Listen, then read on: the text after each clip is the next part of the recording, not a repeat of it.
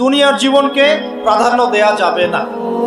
ওয়ামা হাদিহিল হায়াতুদ দুনিয়া ইল্লা মাতাউল গুরুর, সম্পূর্ণ মরীচিকা। মরীচিকা দেখেছেন? দুনিয়ার জীবন যে কি জিনিস, যারা আল্লাহর পথে পরীক্ষার সম্মুখীন হয়েছে ওরা জানে। মানে কিচ্ছু না, মানে মুহূর্তে আল্লাহ পাক ইহকাল পরকালের ফয়সালা করে ফেলবে। আমরাও বুঝবো, এটা আমরা বুঝবো না এমন নয়। ইয়াং ছেলে রাস্তায় যাচ্ছে, বাইক নিয়ে খুব দাবরানি দিচ্ছে, আছে না? হঠাৎ অ্যাক্সিডেন্ট, ডেড, স্পট ডেড। এটা দুনিয়ার জীবনটা।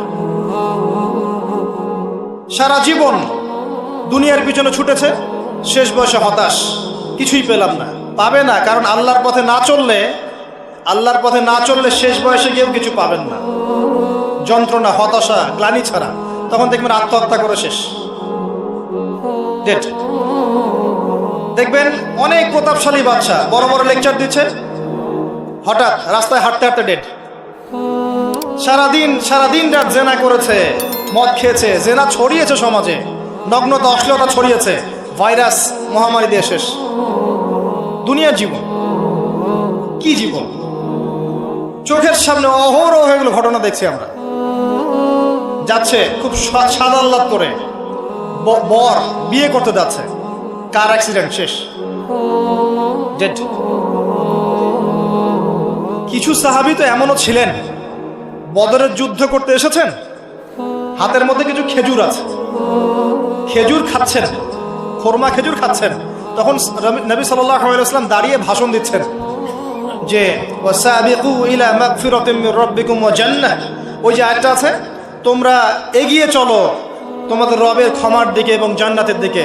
আরদুহা কাআরদিস সামাই ওয়াল আরদ, যার প্রশস্ততা আসমান এবং জমিনের সমান। সাহাবী খেজুর খেতে খেতে খেজুরটা ফেলে দিলেন। আরেকজন সাহাবী জিজ্ঞাসা করলেন যে খেজুরটা ফেলে দিলেন কেন? তিনি বলছেন, এই খেজুরগুলো খেতে অনেক সময় লেগে যাবে। নবী সাল্লাল্লাহু আলাইহি ওয়াসাল্লাম এমন কথা বলেছেন, এটা শোনার পরে আমি আর এক সেকেন্ড নষ্ট করতে যাচ্ছি না। খেজুর ফেলে দিয়ে যুদ্ধে ঝাঁপিয়ে পড়লেন, দেন শহীদ হয়ে জান্নাতে চলে গেলেন। তারাও তো মৃত্যুর স্বাদ গ্রহণ করেছেন, তাই না? সুমাইয়া রাদিয়াল্লাহু আনহা, আবু জাহেল তাকে নির্যাতন করছে, তার লজ্জাস্থানে বর্ষা ঢুকিয়ে দিয়ে, চিন্তা করতে পারেন, লজ্জাস্থানে বর্ষা নিক্ষেপ করে হত্যা করলো। সুমাইয়া রাদিয়াল্লাহু আনহা দেখতে কালো বর্ণের, চেহারা সুন্দর নয়, হয়তোবা আপনার মতো সুন্দর নয়, জান্নাতে এখন হাসছে ইনশাআল্লাহ তাআলা। তার স্বামী ইয়াসের, আবু জাহেল তাকে পিটাতে মেরে ফেললো, সে মারা গেল, শহীদ হয়ে গেল। অনেক ওলামায়ে কেরামকে, ইমাম, মুস্তাহিদ, মুহাদ্দিস দেখবেন সারাটা জীবন এত মেহনত করেছেন দ্বীনের জন্য, বিয়ে শাদী করার সময় পান নাই। এমনও আছেন ইমাম এবং মুহাদ্দিস, জীবন তো তাদেরও ছিল। শুধু সাহাবী কেন, তাবেঈদের দিকে তাকান, তাবেঈন তাকান, আমাদের 4 ইমামের দিকে তাকান। আবু হানিফা রাহিমাহুল্লাহ শেষ বয়সে জেলখানায়, কথিত আছে বিষ প্রয়োগে তাকে হত্যা করা হয়েছে। তার টাকার অভাব ছিল না, তিনি কিন্তু আমার মতো হতদরিদ্র ছিলেন না। আল্লাহ পাক তাকে সম্পদও দিয়েছিলেন, সমস্ত সম্পদ বিলিয়ে দিয়েছেন দ্বীনের জন্য। ইমাম শাফিঈ রাহিমাহুল্লাহ, তার দিকে তাকান। আহমদ বিন হাম্বল রাহিমাহুল্লাহ, তার দিকে তাকান। তাকে পিটানো হচ্ছে আর বাগদাদের রাস্তায় ঘোরানো হচ্ছে, কারণ সমাজের মানুষ ফতোয়া দিয়েছে একটা, তিনি ফতোয়া দিচ্ছেন আরেকটা। ওই যে হিল্লা প্রথা আর ঠিকা বিবাহ নিয়ে তিনি বলছেন, ইলামু ইয়া আহলা বাগদাদ, হে বাগদাদের মানুষরা জেনে রাখো যে আমি কশ্চিনকালেও এই প্রথাকে জায়েজ করলাম না। তোমরা চিনে রাখো যে আমার নাম আহমদ। জীবন তাদেরও ছিল। ইমাম মালিক রাহিমাহুল্লাহ, তাকে এত মার দেয়া হয়েছিল, হাত বাঁধতে পারতেন না নামাজের মতো, নামাজে হাত বাঁধতে পারতেন না। সাহাবীদের থেকে নেন, তাবেঈ থেকে নেন, তাবেঈ থেকে নেন, মুস্তাহিদ ইমাম থেকে নেন, দুনিয়ার জীবন তারাও কিন্তু ভোগ করেছেন, আর আমরাও ভোগ করছি। আমাদের ভোগের সিস্টেমটা দেখেন, তাদের ভোগের সিস্টেমটা দেখেন। আমরা বাঁচছি দুনিয়ার জন্য, তারা বেঁচেছে পরকালের জন্য। আমরা দুনিয়ায় বাঁচছি দুনিয়ার জন্য, দুনিয়ার একটা চাকরি, একটা ব্যবসা, একটা পরিবার, একটা স্ট্যাটাস, বাড়ি গাড়ি, টাকা কড়ি, সম্পত্তি, এগুলোর জন্য। কিন্তু তারা বেঁচেছেন আল্লাহর জন্য, পরকালের জন্য। যে ব্যক্তি দুনিয়ার জন্য দুনিয়া করে, আল্লাহ পাক তাকে ইহকাল পরকাল দুটোই নষ্ট করে দিবেন। যে ব্যক্তি পরকালের জন্য দুনিয়া করবে, আল্লাহ পাক তার দুনিয়া গুছিয়ে দিবেন, আখিরাতও গুছিয়ে দিবেন ইনশাআল্লাহ। প্রথম কথা হচ্ছে এই যে দুনিয়ার জীবনকে প্রাধান্য দেওয়া যাবে না। দুনিয়ার জীবনের প্রতিটা কাজ আপনি একটা উদ্দেশ্যই করবেন, সেটা হচ্ছে আল্লাহ সন্তুষ্ট। বিয়ে শাদী করেছি কেন? আল্লাহর জন্যে। পরিবার গঠন করেছি কেন? আল্লাহর জন্যে। সন্তান নিয়েছি কেন? আল্লাহর জন্যে। দিন শিখেছি কেন? ইলম শিখেছি কেন? আল্লাহর জন্যে। চাকরি কেন করি? আল্লাহর জন্যে। প্রতিটা কাজ ইবাদত হবে যদি আপনি মুহাম্মদ সাল্লাল্লাহু আলাইহি ওয়াসাল্লামের তরিকা মেনে চলেন।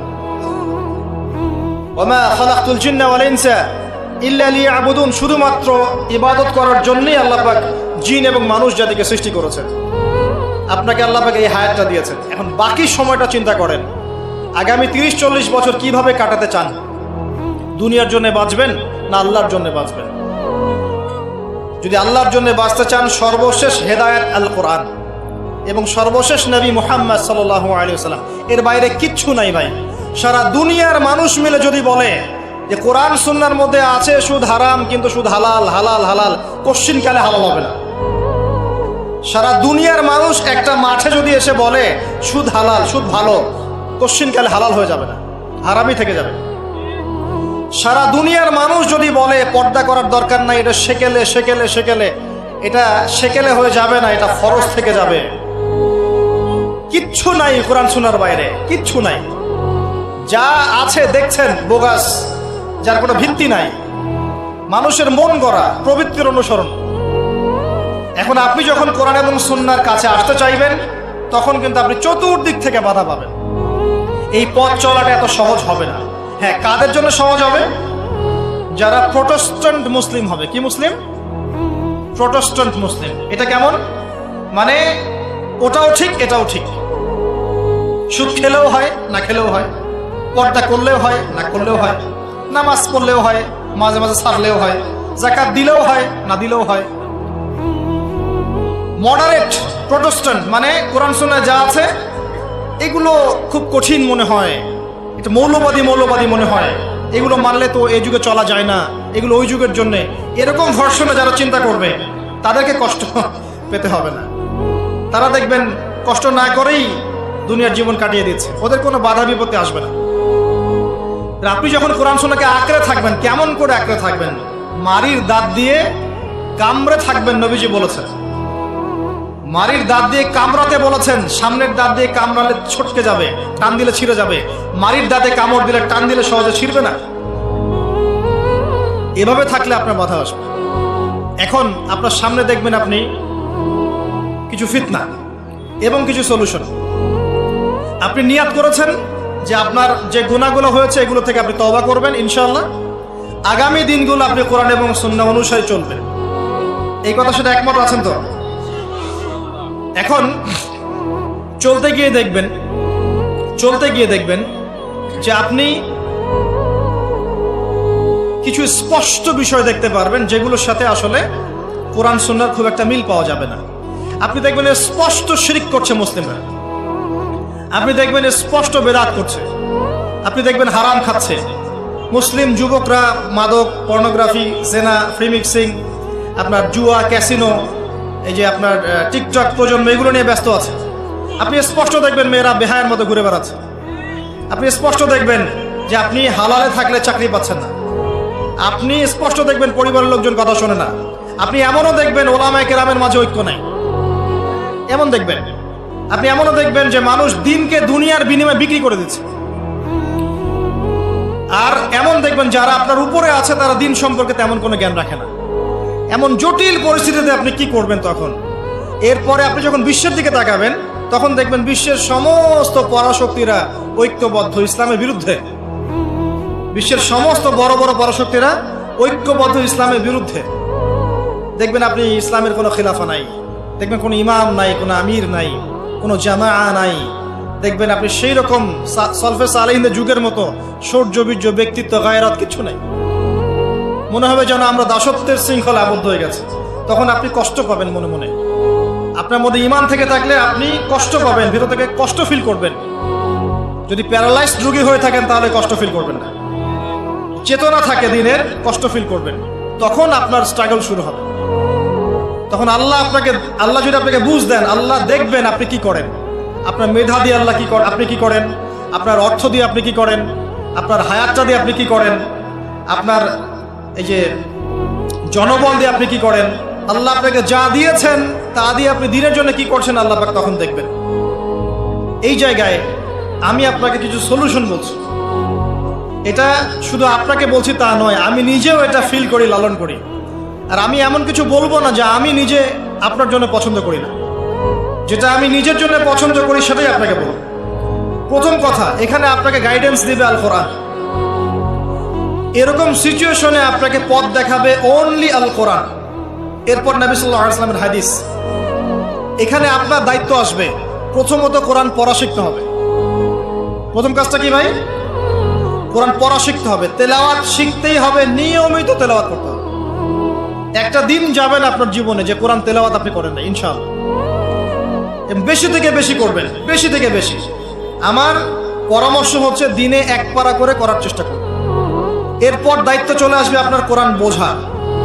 আপনি কিছু অংশ মুখস্থ করবেন, হিফজ করবেন, অর্থটা বোঝার চেষ্টা করবেন, কোরআনের ভাষাটা শেখার চেষ্টা করবেন। এর সবকিছু আপনি বুঝতে পারবেন না, তখন কি করবেন? আলেম ওলামার কাছে যাবেন, তাদের সোহবতে গিয়ে পড়ে থাকবেন। যে বিষয়টা বুঝতে পারছেন না জিজ্ঞাসা করে জেনে নেবেন। ফাসআলু আহলা যিকরি ইন কুনতুম লা তা'লামুন। এরপর কোরআনের আদেশ নিষেধগুলো আপনি মেনে চলবেন, নিজে, নিজের পরিবারে এবং নিজের অধীনস্থদের মধ্যে। এরপরে আপনি থেমে যাবেন না।